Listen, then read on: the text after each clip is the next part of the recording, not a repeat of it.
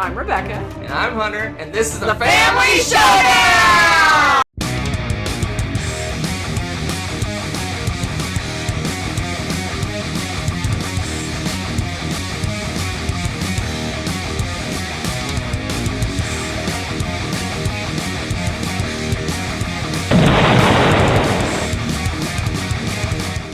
Howdy folks, welcome back to my top 100 games of all time. I'm Hunter, and with me, my adventure through life, Rebecca.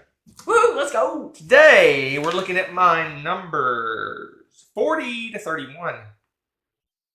Ooh, It's going to be a good list. Let's take a look. Let's take a look.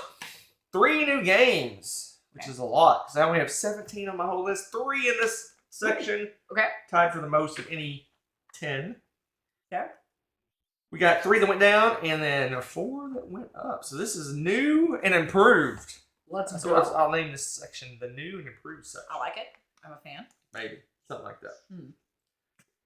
Alright, I'll start off right away with one that went down. Oh. Call this my number 14 game. Because 14? in 2016 it was 14, in 2017 it was 14, and in 2018 it was 14. Wow. And then all of a sudden you hate it.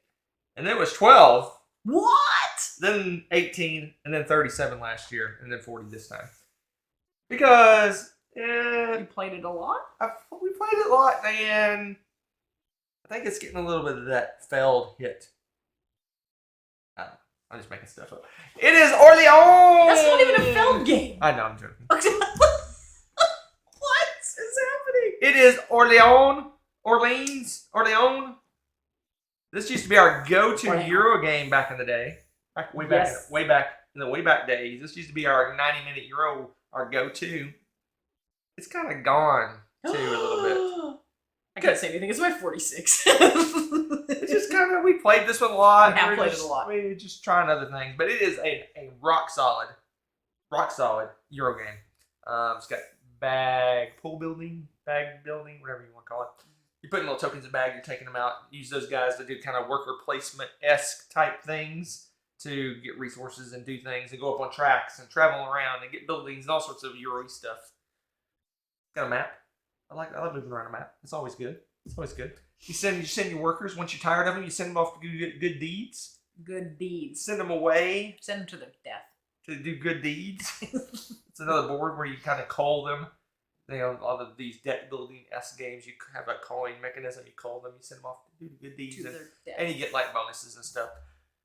It's really cool. It's a scoring game, and it's interesting. There's lots of different ways to get these little multiplier dudes. I think they're called citizens, maybe something. I don't know. These little dudes. They're multipliers for your score. So there's all kinds of different ways you can do that. It's got some resource management. It's got some city building. You have your kind of private worker placement spots that you can build for yourself. Lots of cool things going on in this game, and it packs a punch in a 90-minute game. So. I don't know what else to say. It's a good one. I don't know. I really like all the tracks because you have all these tracks, and every time you get to a new checkpoint kind of thing, you get a cool little perk. Right. Or you get a multiplier, or you get this and that, and they all compound and help you with your main scoring, and that part of it's fun itself. Plus your own, like you said, your player board. You kind of build up yourself with your people and who you draw out. Right. It helps you produce stuff, so you always have your plan, but you also have your backup plan if you don't pull the stuff you need. And so much fun. I'm still not sick of this game. I like it a little bit. That's my 40. I still love it. No, it's my 46. I I don't know how. You hate it more than me. I know. This is weird to me. She despises this game. I don't know how this happened. No, I would never turn down a play of this if at all possible. It's so much fun. It's a good one. Orleans. It's true. Good one. That's my number 40. Play it. 37 last time, so kind of stay in the same place, I think. All right, let's move on to 39. Our first of the 3 new games. This is brand spanking new because we played this right before I made my list. And I guess it got some of that new sheen to it. In fact, it's so new that I haven't played it enough to really know where it's going to land for sure. It could go up, it could go down, but it's in a good spot right now because I like it slightly less than a different game in this long series of games. Long series of games. Oh, this has got to be Wayfarers of the South Tigris. Ooh, you guys. Wayfarers, it's so shiny and new. Obviously, this wasn't on my list because we haven't played it yet. That insert is doing things that's unmentionable. I was going to say, that was a sense of foreboding I just got. I hear clinks of little tokens. Wayfarers is South Tigris. This is the new South Tigris. Garfield game. It's you had the North Sea series, you had the West Kingdom series or trilogy, and now you got the South Tigris trilogy is the first in those games. This one's got like dice stuff going on. I love me some dice. That's why it kind of hit so high. It's got the kind of puzzle I enjoy in game. A lot of times I don't like puzzle games. This one's got kind of a efficiency puzzle, which I really enjoy. It's got a variable game length, which some people might be turned off to, but I really enjoy that because you're basically doing these journaling actions and you're going down this track, and when someone gets to the end of that track, it triggers the end of the game. So if you're not really doing that, the game can go longer. If you're doing it, then the game can go quicker. It kind of gives you a little game of chicken. It's like, okay, I'm winning right now. I need to start journaling really fast so that I win. For sure. Or the person who's behind doesn't journal as much to try to give a chance to catch up or whatever. It's a good one. It plays super quick. For our first play was an hour and a half. It's probably going to get down to an hour, I would guess, with more plays. Looking forward to playing this again. We played this the weekend before I made I think it was the weekend I made my top 100. Actually, yes, it was. Yeah, it was the weekend I made my top 100. It landed at 39. Just because I kind of compared it to the other games in the West Kingdom series. I really enjoyed those games, so I kind of compared and contrasted, and that's kind of helped me figure out where it landed in my top 100. But this one could go up because we just got a taste. Got like a South Tigris appetizer. You're not wrong. I mean, this is one of those that, man, I'm not sure where it's going to land on mine either. It felt like it's the heaviest of all of their games to me. I don't know if it is. It's the most involved. Stay tuned. Ooh, yeah. I mean, we need to play it more. Stay tuned. I want to play it more. I'm very intrigued, and I really liked this one a lot. This may be my favorite. There you go. Of course, it wasn't. We hadn't played it when you made your list. No. So I have no idea. But you really enjoyed it. This one's got lots of card play and kind of combos going on, and you really like that sort of thing. So yeah, I see why you really like it. Anyway, if you like the West Kingdom series, you're gonna like the South Tigris. Well, at least the first game, anyway, of the South Tigris series. I like it. That's my number 39, new to the list because it's a new game. All right, let's go on to my 38. This is one of the ones that went up. It went up one place, so it's holding strong because this is one of our favorites. One of our favorite Euros. This is our go-to. Remember I said Orleans used to be our go-to Euro game? Like, hey, let's play a Euro game. Orleans. Now we say, let's play a Euro game. We grab. Oh yeah, that one for sure. Crown of Amara. This is our go-to. If we want like a quick little Euro game, we play this one in like 45 minutes. This one is rock solid. It gives you all that Euro goodness in a quick little package. It's got some nice card play going on, action selection card play where you're basically picking. You have a hand of cards. You're picking 3 cards to play down to do your first and second, third action. It's got 2 rondelles going on. One gives you resources. The other one lets you spend all those resources. So it's got many paths to victory. It's point-sality. It has that dual scoring track thing that I enjoy where you your score is the lesser of the 2. So you kind of got to balance what you're doing. You can't just go crazy with one of the scoring tracks. You kind of got to mix and match what you're doing in the game to score well. It's a great one. If you like Euro games, you owe yourself to get this game. It is awesome. It's one of the few games that has kind of a cheesy gimmick that you don't mention all the time. What's that? The crowns. Oh. Like, so it's so funny because usually you're like, the gimmicks, blah, blah, blah. So this one has these little crowns and they're your rank going up in the ranks and they're mad victory points and stuff. And you have to do all sorts of crazy, things to get these crowns. But you actually physically put them, like tuck them behind your little dude so that they have this crown. It's so cheesy. Not necessary. Simple people. But it's just funny because you usually are like, every game's got a gimmick, and you don't mention this. That's not one. the gimmick. So funny. That's just one way to score points. It's not a gimmick. It's kind of a cheesy. The gimmick is a double rondelle. That double rondelle is wax gorgeous. on, wax off. Well, it's great too because you combine that with the fact that you only have like 3 turns per round, right? And you're like, ooh, which direction do I want to go? Right. Do I do this one and this one? Do I do all of this? Do I want to just grab a whole bunch? I mean, so many, and it's all good choices, which is another reason we like this game so much. And it's like I said, zippy, 45 minutes, bam, make some bread, do some build some buildings, put on a crown, and you're done. Crown of Amara holding strong. It went up one place, so basically the same spot. That's another game that's in the same spot. This one's weird. This one, Crown of Amara went up one place. Nice. This game went down one place. Are they just trading places? No. Because one went from 36 to 37. This one went from, Crown of Amara went from 39 to 38. Oh, yeah. Okay. So, they're colliding. They are. Because they're very similar games. Because the game is Ankh. Yes, Egypt. very similar games. You know what? I should think that this one should have dropped more because I got destroyed the last time I played this game. I swear we need to have a rematch just so you can, Yeah, I need to play Rebecca so I feel better. Wow. Okay. I kid. I'm gonna sick. Actually, Rebecca, as of late, has been spanking my little behind at games. So I don't know what's going on. Losing my touch, getting old. It's old age. It's old age. No, I'm just getting violent. Gods of Egypt is the third of the Eric Lang, I guess, trilogy of the Euro-y fighting games, the hybrid games. Yeah. You got Blood Rage, Rising Sun, and now Gods of Egypt. This one, I love it. It's great. I love the area control in this game. I love the building up your clan, your religion, I guess. It's got so much going on, but what I like most about it is Rising Sun, you cannot play 2-player. Blood Rage doesn't play well 2-player. Ankh plays amazing 2-player. That's why it's pretty high up on my list, because if we want a tacky-fighty, punchy game. A tacky-fighty, punchy. I like that. This is what me and Rebecca want to throw down and relieve some angst.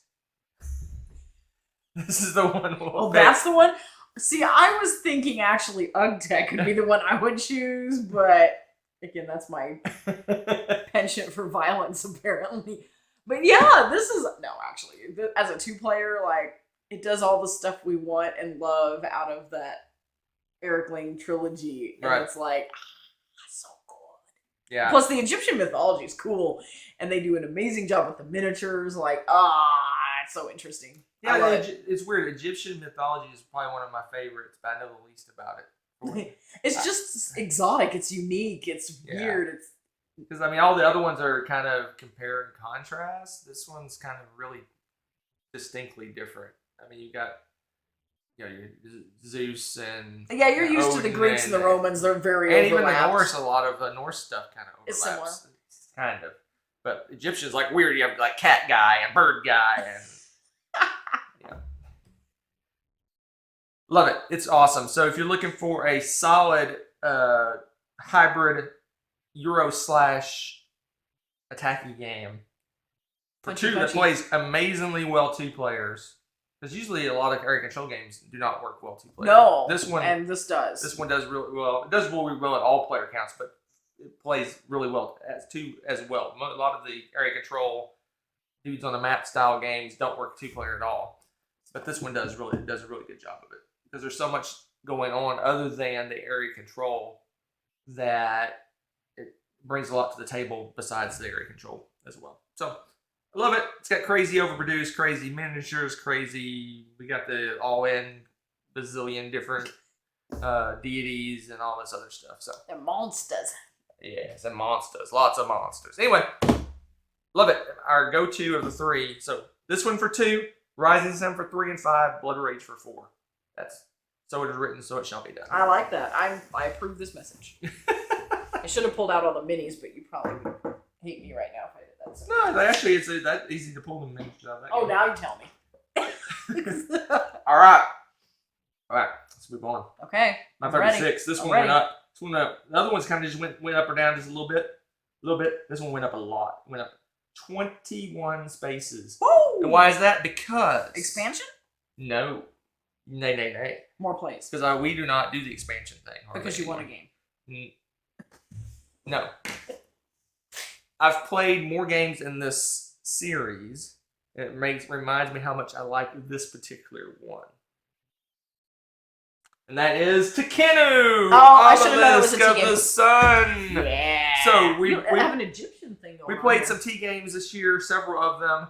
And this one reminded me, reminded me how much I love T games, but also how much I enjoy this one, how this one works, because it's almost, when I compare a lot of the T games, this is what I use as my basis, because this one really reinforces the regions of the board interacting with each other, which a lot of the T games do. You go over here and you get some things, they go over here to do some other things, you go over here to get some victory points. And you can kind of have this, you're traveling around to different places, different regions of the board, interacting with them and doing things. And this one really hammers that home. I mean, it's really important to do that interaction of the board. It has a cool dice mechanism, light and dark, and there's a little obelisk that spins where the daylight hits a certain way, and certain dice are good, certain dice aren't as good. You got to balance your light dice versus your dark dice. It's got different ways to score victory points, a bazillion ways to score victory points like the T games do. But I use this one as a basis for Tabanusi and Teotihuacan and all those games, the whole going to different regions of the board and getting things to interact with the other regions. We need to play this again. We haven't played this one in a while. Another reason why it's gone up is of all the T games back on our shelf, this is the one I most want to play right now. Oh yeah, it's so good. It's my 34. Same general neighborhood. Yep. Like within a couple of points. Yeah. So this one, just a lot of things push this up my list. Just playing like Tzolk'in, Tabanusi. My brain's right melting. Tawan Tensiu and Teotihuacan? No. Tabanusi? Yeah, Tabanusi. I couldn't think of it. Sorry. All and Terracotta Army. All reinforce how much I want to get back and play this one again. So good. So good. So yummy. So good. Yeah, that's Tzolk'in Obelisk. Melts your brain, but in such a good way. It really does, because you're just mapping out what you need to do in the strategic best order of things. You have to put into play like the whole light and dark thing. You're just like, ah! All right. Good brain pain. Let's move on. At number 35, it dropped a little bit. Dropped 11 places. Whoa. No, 9 places. What? Math. What? Dropped 9 places because this one, although it really shouldn't be, is starting to get relegated to a convention game. Because I've been playing this at conventions without Rebecca. Rebecca's played this one time, I believe. I've played it like 4 or 5 times now. Is it what I think it is? It's still in our copy. It's still in shrink, and that is the Great Zimbabwe. Not what I thought it was, but still in shrink, folks. Look at got the shrinky glare. Look at that glare. Look at that fancy shirt box. Let's do that back in the box. Let's do a back in the box review. F. Or A, depending on how you want. Nope. If you don't want anything on your back of the box, it's perfect. Nope. So, The Great Zimbabwe is a splatter game. It's one of those games that is super deep in terms of choices and paths to play the game, but not super hard to teach. I mean, this one, like a lot of the splatter games, the rulebook for this is probably just 4 or 5 pages, I would think. And but the depth of choices and decisions that you make in this is awesome. So you're going out and you're building little towers, temples. I forget what they're called. Ziggurats? I don't know. Check the back of the box. You're building things, and you're building them stacks of things, and it's kind of like a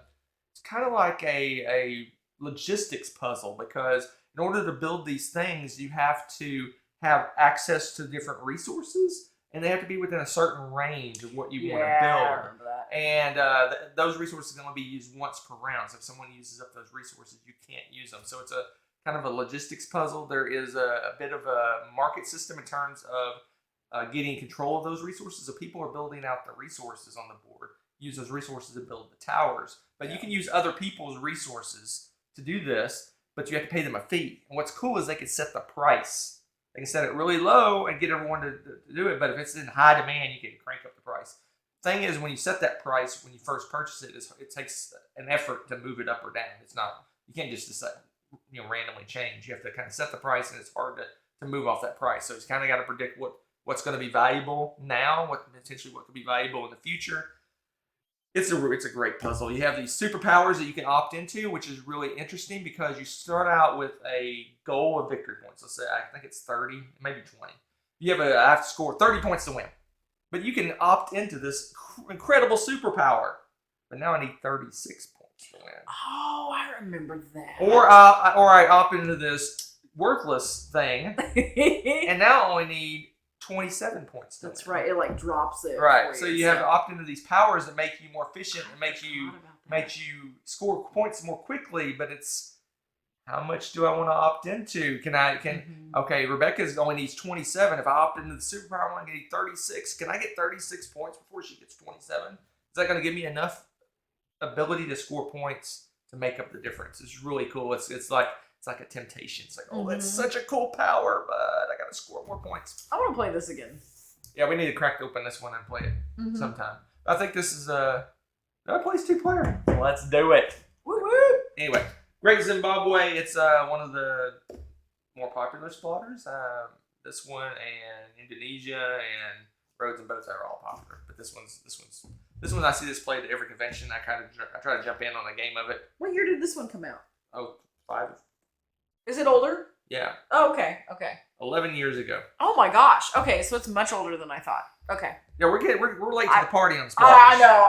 We're late to the party. Other than Food Magnate. We were in on the ground floor of that. Okay. These older ones. But the thing is about these spotter games, and the reason this one's setting and shrink is, like I said, a lot of these I'm finding I'm playing them at conventions.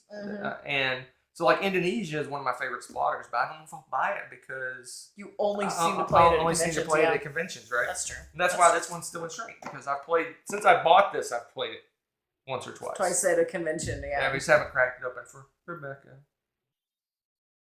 Soon. That's my 35. It was 26 last time. A little bit of drop C's because you haven't played it. Haven't played me. Haven't played with Rebecca. Poor Rebecca. So sad. All right, let's move on. My number 34. Way back time of my 39, we talked about Wayfarers of the South Tigers. Uh-oh. And you said it was the heaviest of the series. I disagree because I think Paladins of the West Kingdom is the heaviest of the 3. That's just my opinion. Yeah. You know what we need to do? We need to have play Tome Saga again?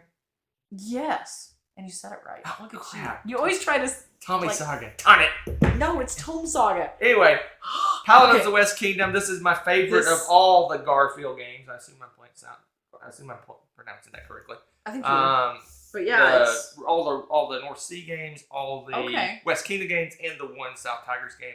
This is my favorite of them all. It's good. Double check to make sure I'm not making a mistake. It is my favorite of them all. I think it's the heaviest. It's got the most going on.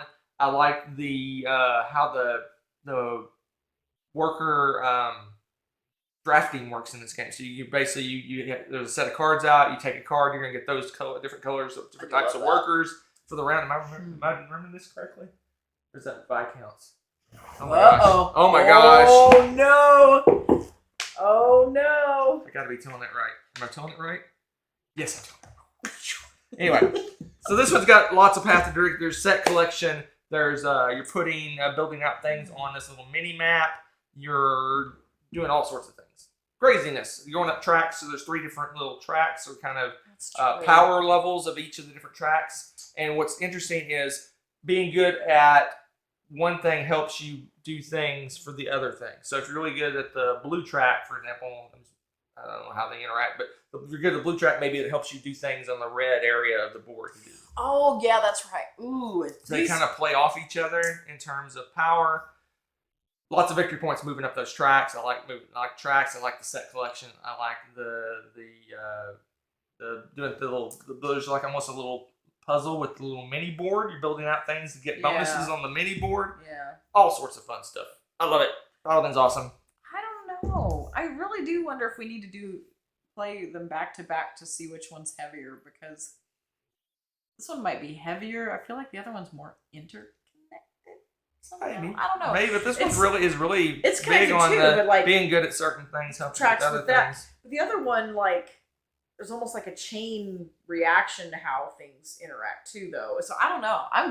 I'm intrigued. I am intrigued. We must experiment.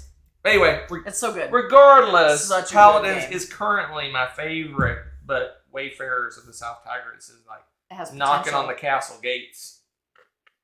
Can anyone hear that though? What? The castle gates? I mean, is anybody listening for Wayfarers knock really loud. Oh, okay. I'm just checking. Anyway, that's my number 34. It was 26 last time. No, my 34. It was 40 last time. It's gone up. Yeah, this one's gone up. Because South Tigris reminded me how much I love Paladins. Just saying. Oh, that's Just so saying. sweet. That's so sweet. That's so sweet. All right. I like It's it. going up. It was That's a good- 57 and 40 that's and a then games. 34. It's just heading up the list. That's a lot of good games over here. All right. Let's move on. New game. New game. Ooh, okay. New game. We New played this game. one at Dice Tower East for the first time, and we immediately, I think we were waiting for our copy to come in. I think. But we played it for the first time. We loved it. We played it several times since then. We loved it, loved it. It's all the hotness. It's all the rage. It's all the cool kids are playing it. It's rocketing up the Board Game Geek Top 100. It's my 33. So Okay. it's in the top third of my list. Should I give it a drum roll? Ark Nova! Wow. I gotta look and see where this is Ark online. Nova. Ark Nova. I don't think this is on your 100, is it? Yeah, I think it is, but we had only played it once, I think. Ark Nova. No, we played it at least twice, maybe 3 times. Did we? Yep. I'm looking. We'll talk about it. While I'm Ark looking. Nova. So Ark Nova This is you're building a zoo. So you have a little map that you're building out your zoo. You're drafting, purchasing, however you want to say it, getting different cards to go in your tableau. It's a big giant tableau builder. A lot of people compare this to Terraforming Mars because you build out this big tableau and they interact with each other. And there's all these different symbols, and based on the number of symbols, certain things happen. You can do conservation, kind of achievements. You can get sister zoos, form memberships with like partnership with other zoos to get discounts. So basically, you have like an Asian zoo that you're a partner with, so you get discounts on Asia cards and that sort of thing. I love that concept, by the way. That's Lots of cool things, but the gimmick is the card play. So basically, you have 5 different cards. Those are your 5 different actions you can take. So you basically have those in order from 1 to 5. If you do your 5th card, you do that, it's got a power of 5 for that action. If you do the first card, it only got a power of 1. But when you use a card, it goes to the front. So now it's a power 1 and everything else shifts over to the right. So that you can't, if you do the same action over and over again, it's a very weak action. So you kind of let it build up maybe a little bit before you use it again. So it kind of not forces, but encourages you to do different types of actions each time. Other than that, crazy point salad, lots of different points that you score. It's got crazy number of different little animals and information about the animals and all sorts of fun stuff. You're right. This isn't quite on my top 100. Told you. Yeah. Because you were very mad about it. I was, but it's like one of those that as we play more, it's growing. So I think it would probably go up. But we shall see. I like it. I enjoy it. No, quite it's a bit. good. It's a solid game. My main thing I enjoy is that action selection mechanism, which is really interesting to me. I enjoy the regions of the world and how that all comes into play too. It's I cool. really like It's that. a cool game. It's just there's a lot of neat little touches to this.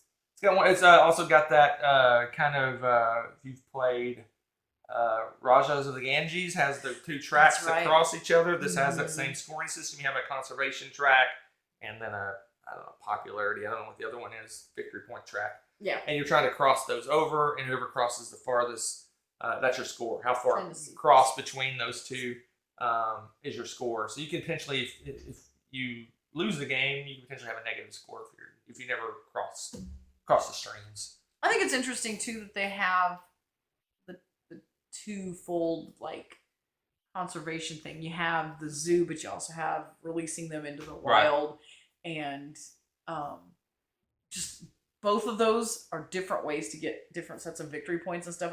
There's a lot of really cool things going on with this game.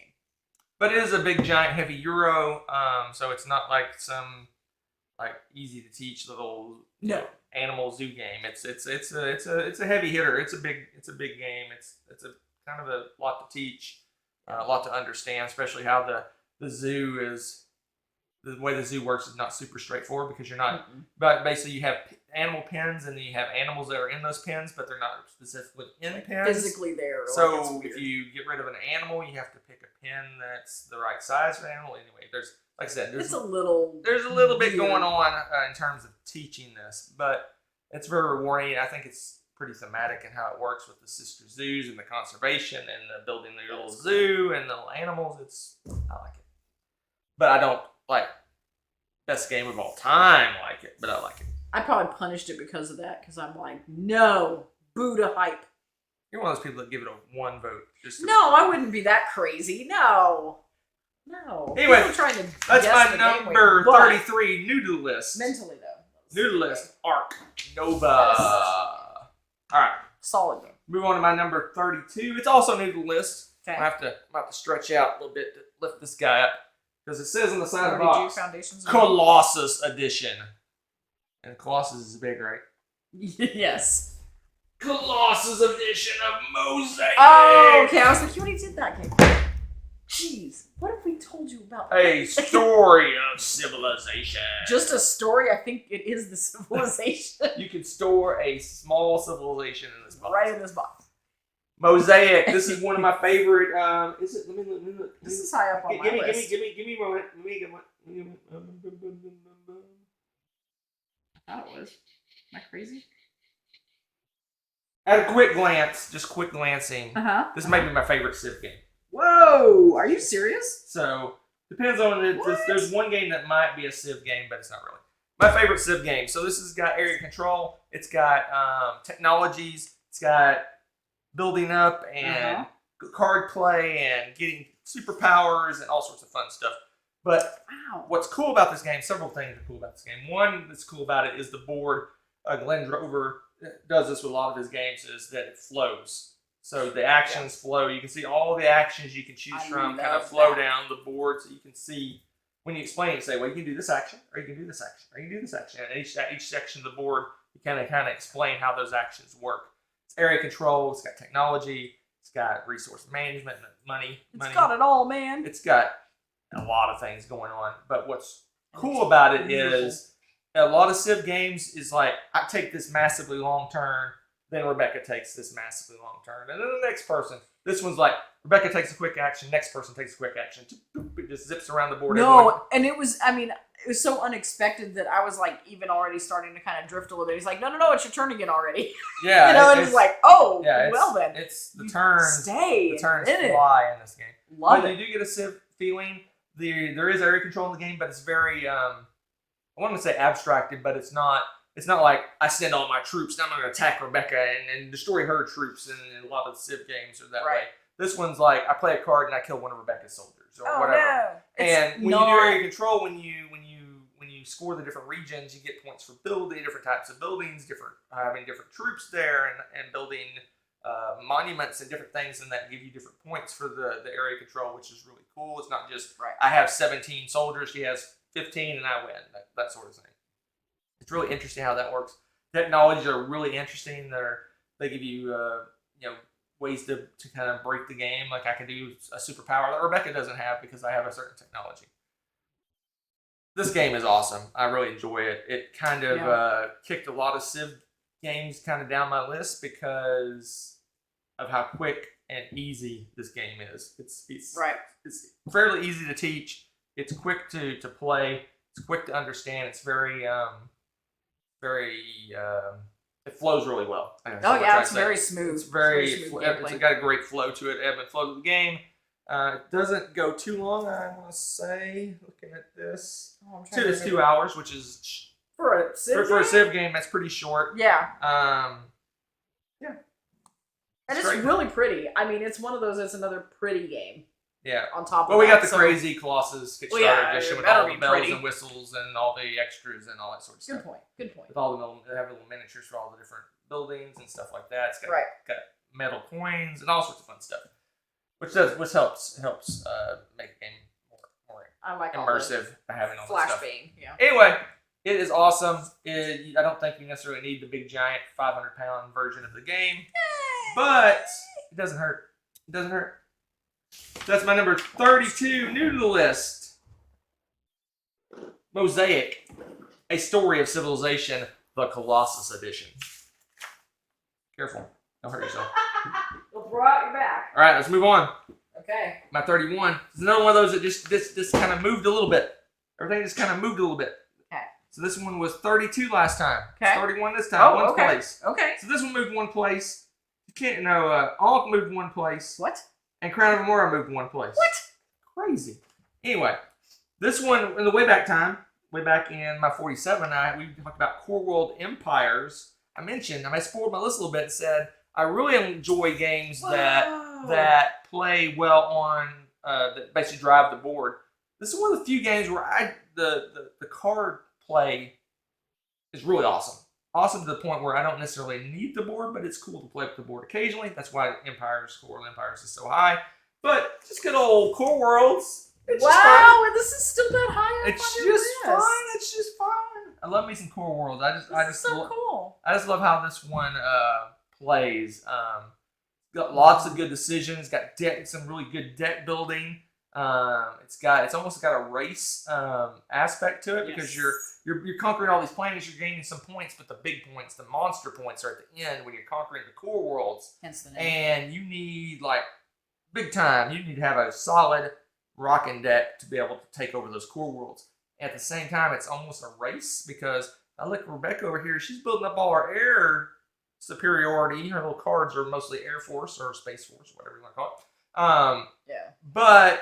And one of the core worlds needs maybe 15 air to conquer it. I'm like, are we going for the same one? Yeah, it's really bad. You're like, oh no. But there's several core worlds, lots of different choices. Some need a combination of ground and air. Some mostly need air. It's fun. It's a great game. I enjoy it. It's got just great play. We always play. We play all in. When we play with everything. We play with the different it has leaders, guilds. We play with the leaders. Yeah, we play with everything. Mm-hmm. The kitchen sink. So much fun. Let's see if we wrote a little note to ourselves. No, I don't think so because we just throw everything in. In fact, everything. I think everything's blended in there. So we have everything. Couldn't tell you which was what. This is the expansion box. We have everything for Core Worlds. Maybe missing some promos or something, but we have all the expansions and most of the promos and all. We play with just kitchen sink. We kitchen sink it because we love it. Delightful. This one's good. It has a great progression. You start most deck builders. You start with a bunch of crappy cards, and as time goes by, you build out this amazing, awesome deck of greatness to conquer those core worlds that give you super duper points at the end. It's a great deck builder. Is it my favorite pure deck builder? Ooh, that's an interesting question. It might be. But it is. Oh, mysterious. Anyway, Core Worlds. Oh, you like Dominion better? It's been around for a long time. It's an oldie. Well, and what I was looking at the time to play, it's a 60-minute game for us. Yeah. It goes really quickly. Maybe a little hair longer because we play with everything. Maybe. I don't know. We've played it enough that I think we're still sticking around that 60-minute mark. But it's delightful. And it's not that much more with other you players. You do stuff with those guilds that give you bonuses and stuff like that. I think they're called guilds. I always forget. Science Guild, yeah. Like the... Yeah. They're just... that's part of that's one of the sets, the factions. Factions, yeah. There you go. Factions. Yeah. That's the word I'm looking for. Yeah. It's different factions. You can opt into different powers and things like that. I really enjoy this one too because I think what did I say? It was like my 19? Yeah.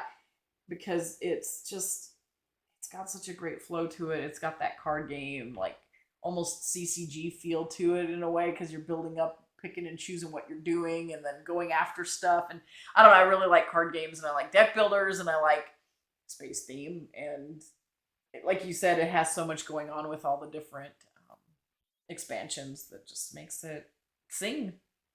It is a good one. It is a solid deck. I don't know how available this one is these days, but it is a good one. It's been this part of my list forever. Yeah. It was started out 24 back in 16. It was 48, then went back up to 32, 23, 22, 32, 31. So it's been It's been right hanging there. around in this area for That's- years. That's pretty impressive, actually. That is it for this time, folks. That's a solid 10. 4 worlds. I like that 10. All right, let's take a look at the next group. This one was the new and improved. The next one is new and disproved. Oh, we have some dropsies? Yes. Okay. So next time, by 30 to 21, see what we got going on.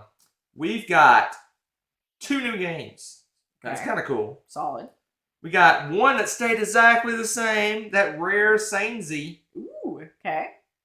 One that went up, Just one. but 6 went down.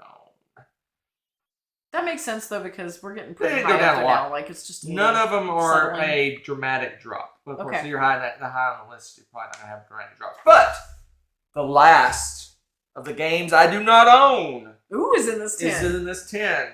Okay. I gotta think about which one this would be. Which one would it be?